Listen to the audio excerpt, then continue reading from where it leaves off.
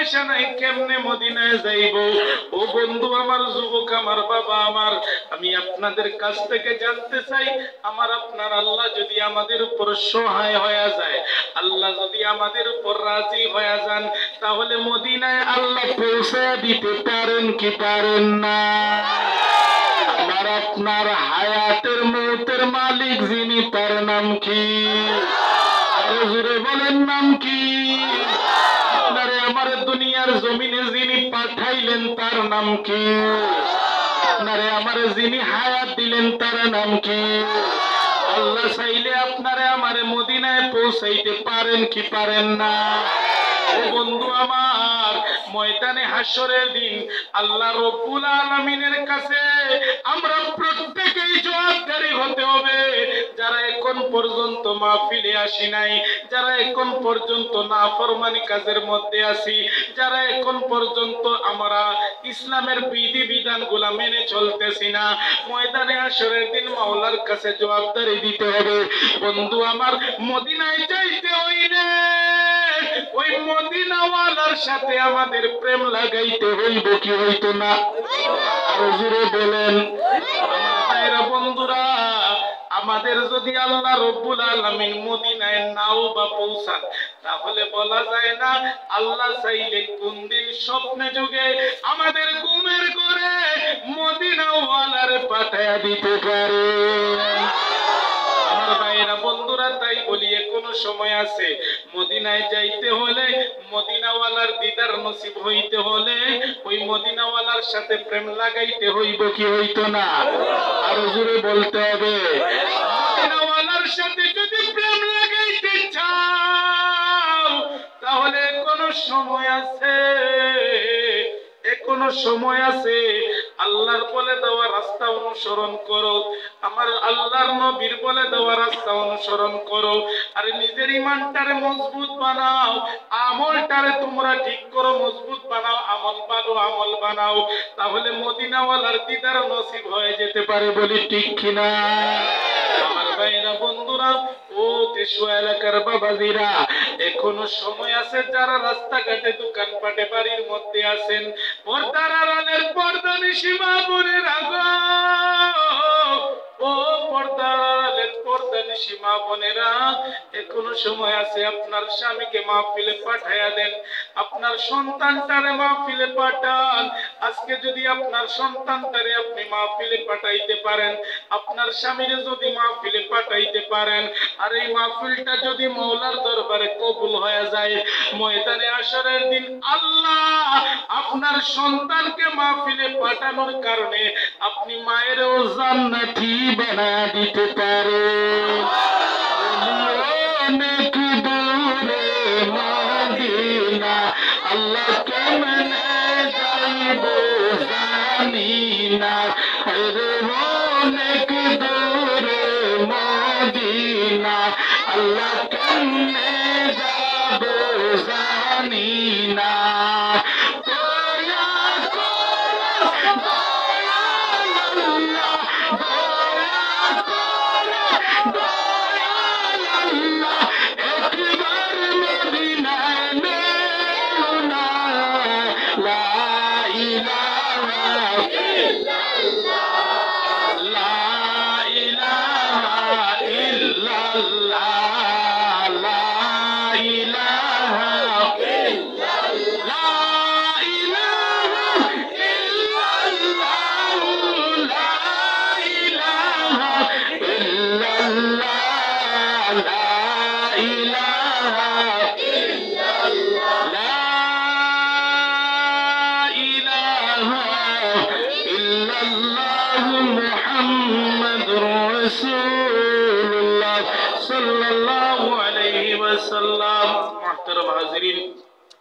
উপস্থিত তেশুয়া হামসায়াবাসীর উদ্যোগে ঈদগাহে দ্বিতীয় বার্ষিক আজিমুশান ওয়াজ মাহফিলের সম্মানিত সভাপতি সাহেব, উপস্থিত এই এলাকার পার্শ্ববর্তী এলাকার নওজোয়ান ভাইরা, পিতৃতুল্য বাবারা, ছোট ছোট কচি কাঁচা বাচ্চারা, তোর সঙ্গে মাইকের আওয়াজ যত দূর অব্দি যাচ্ছে তত দূরের আমার পর্দার আড়ালের পর্দা নিশি মা ও বোনেরা, আমার ভাইরা, সর্বপ্রথম মহান রব্বুল আলামিনের দরবারে শুকরিয়া আদায় করি যে মহান রব্বুল আলামিন আপনাকে আমাকে এই প্যান্ডেলের ভিতরে বসে থাকা সমস্ত মানুষগুলাকে আজকের এই মহতি মাহফিলে আসার এবং বসার তৌফিক দিলেন। জোরে বলি আলহামদুলিল্লাহ। আরো জোরে বলতে হবে আলহামদুলিল্লাহ। আমার ভাইরা, আজকের মাহফিলে আসে নাই এমনও মানুষ আছে না নাই? জোরে বলতে হবে আছে না নাই? মাহফিলে কিছু সময় বসে বাড়ির মধ্যে চলে গেছে এমনও মানুষ আছে না নাই? মাহফিলে কিছু সময় কাটায়া বাড়ির মধ্যে গিয়া লেপের নিচে ঢুকে কম্বলের নিচে ঢুকে ঘুমাইতেছে এমন মানুষ আছে না নাই? বাজান আমার, তা থেকে আমাদের বিরত রেখে আল্লাহ রাব্বুল আলামিন প্রথম থেকে শেষ পর্যন্ত এমনও মানুষ এই মাহফিলে আছেন না নাই? বসে আছে। আমার ভাইরা, আল্লাহ রাব্বুল আলামিন আমাদেরকে কবুল করুক, বলি আল্লাহুম্মা আমিন।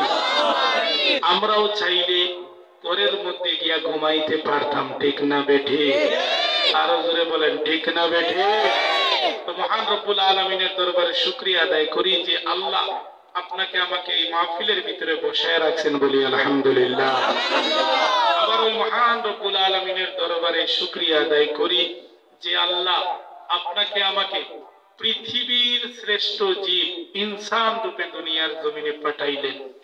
তৎসঙ্গে মহান আল্লাহ রব্বুল আলামিন আমাদের মুসলমানের কুলে জন্ম দিলেন। আল্লাহ যদি আমাদের ইনসান রূপে না বানাইতেন, মুসলমানের কুলে যদি জন্ম না দিতেন, তাহলে আজকের এই মহতি মাহফিলে বসার আমাদের সুযোগ হতো না।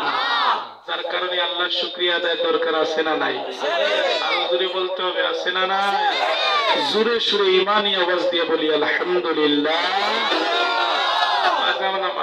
আল্লাহ রাব্বুল আলামিন আপনাকে আমাকে চাইলে 18,000 মখলুকাতের মধ্যে শ্রেষ্ঠ মখলুকাত ইনসান রূপে দুনিয়ার জমিনে না পাঠায়া জঙ্গল আর পশু বানায়ও পাঠাইতে পারতেন, ঠিক না বেটি?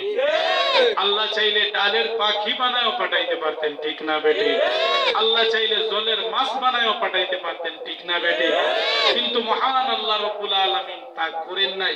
আপনাকে আমাকে 18,000 মখলুকাতের মধ্যে শ্রেষ্ঠ মখলুকাত মানুষ হিসেবে দুনিয়ার জমিনে পাঠাইছেন, যার কারণে আল্লাহর শুকরিয়া আদায় করার দরকার আছে না নাই?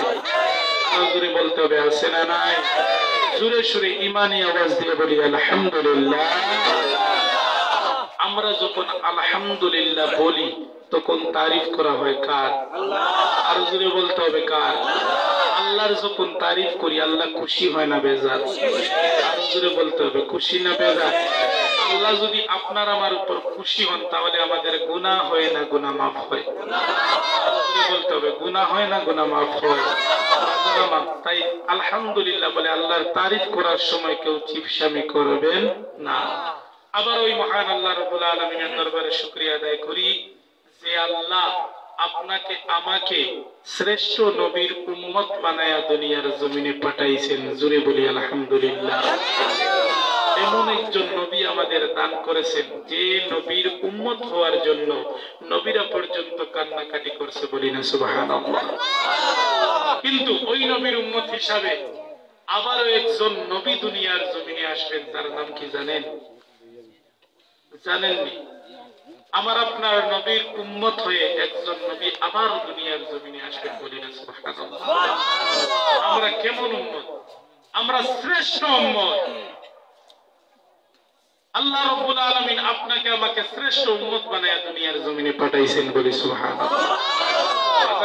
আমার আপনার নবীর উম্মত হিসাবে দুনিয়ার জমিনে আরেকজন নবী আসবেন, তার নাম কি জানেন? হযরত ঈসা, বলি না সুবহানাল্লাহ। ওই নবীর উম্মত আমরা হইলাম যে নবীর কোনো তুলনা নাই, বলি না সুবহানাল্লাহ। আমরা শ্রেষ্ঠ নবীর শ্রেষ্ঠ উম্মত, মানি কি মানি না? মানি কি মানি না?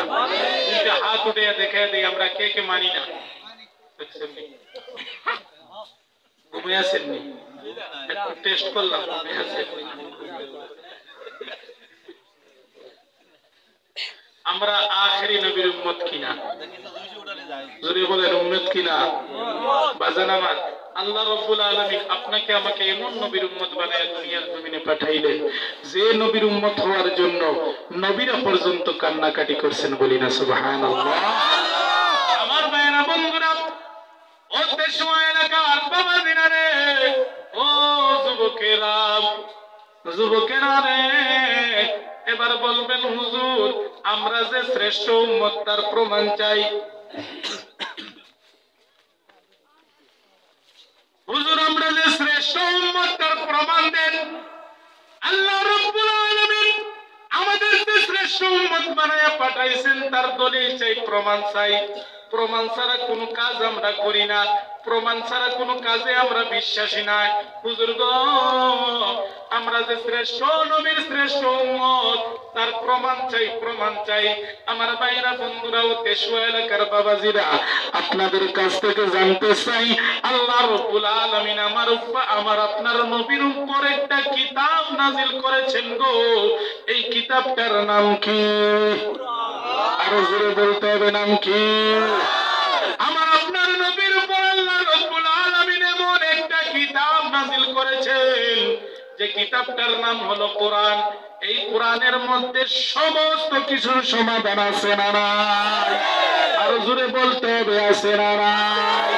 আমার ভাইরা ও বন্ধুরা, আমেরিকান এক বৈজ্ঞানিক বলেছেন যতক্ষণ অবধি এই কোরআনকে কেউ ভালোভাবে পড়ে নাই ততক্ষণ অবধি সে ভালো বৈজ্ঞানিক হতে পারবে না। বলি না সুবহানাল্লাহ।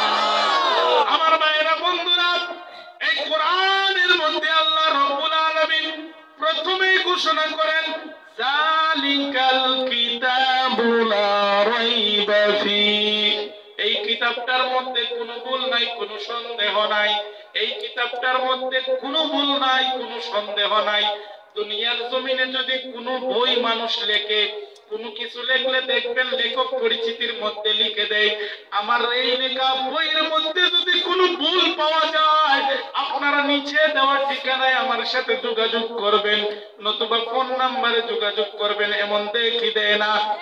কিন্তু আল্লাহ রাব্বুল আলামিন আমার আপনার নবীর উপর এমন একটা কিতাব নাজিল করলেন যে কিতাবটার মধ্যে আল্লাহ প্রথমেই ঘোষণা করেন যালিকাল কিতাবু লা রাইবা ফীহ। এই কিতাবটার মধ্যে কোনো ভুল নাই, কোনো সন্দেহ নাই। আমার আপনার নবীর উপর এই কিতাবটা নাজিল হওয়ার প্রায় 1400 বছর চলে গেল। 1400 বছর চলে গেছে, এখন পর্যন্ত কোনো বৈজ্ঞানিক বাইর হয় নাই, কোনো লেখক বাইর হয় নাই, কোনো জ্ঞানী মানুষ বাইর হয় নাই। এই আল্লাহর কালাম পবিত্র কোরআনের মধ্যে একটা হরফের ভুল বাইর করতে পারছে, ঠিক না বেঠে?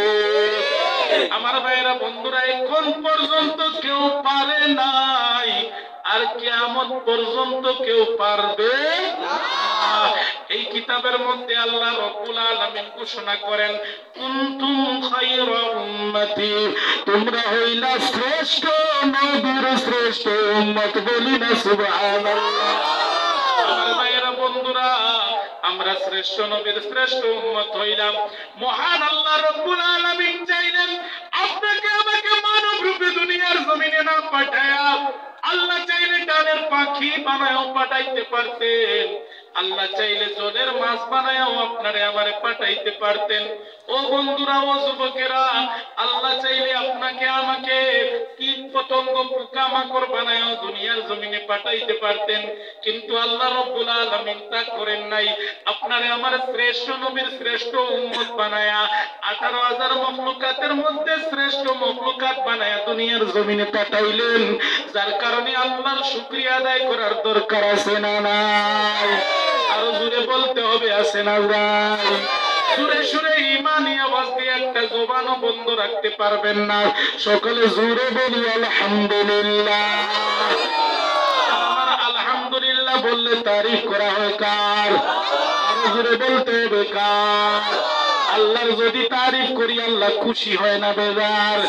আরো জোরে বলতে হবে, খুশি না বেজার? আল্লাহর যখন আমরা আলহামদুলিল্লাহ বলে শুকরিয়া আদায় করি কার? আরো জোরে বলতে হবে কার? আমার আল্লাহ বলেন জগতের বান্দারা রে,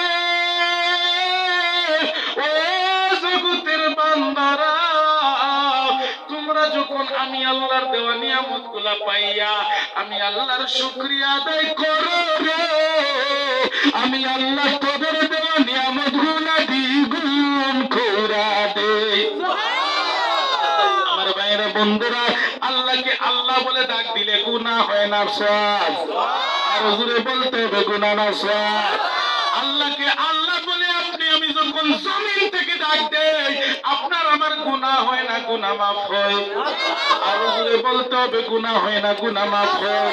আপনার আমার গুনাহ আছে না নাই? আর হুজুরে বলতে হবে আছে না নাই? গুনাহ মাফ করাইবার দরকার আছে না নাই?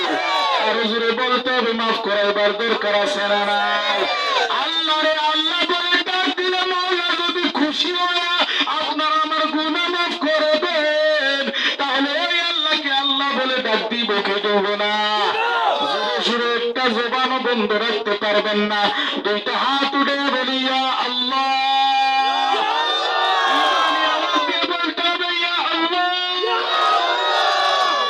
জবানও বন্ধ রাখতে পারবেন না, জুড়ে বলি ইয়া আল্লাহ, বলি ইয়া রাসূলুল্লাহ, ইয়া রাসূলুল্লাহ, ইয়া ওলি আল্লাহ, ইয়া ওলি আল্লাহ। নারে তাকবীর, নারে তাকবীর, নারে রিসালাত। আমাদের সবাইকে আল্লাহ কবুল করে নিক, বলি আল্লাহুম্মা আমিন। আমার ভাইরা বন্ধুরা, পতেশুয়া এলাকার বাবাজিরা, আপনি আমি এমন একজন নবীর উম্মত হইলাম গো, যে নবীর উম্মত হওয়ার জন্য নবীরা পর্যন্ত কান্দিলেন, নবীরা পর্যন্ত আল্লাহর দরবারে ফরিয়াদ করলেন, নবীরা পর্যন্ত আল্লাহর দরবারে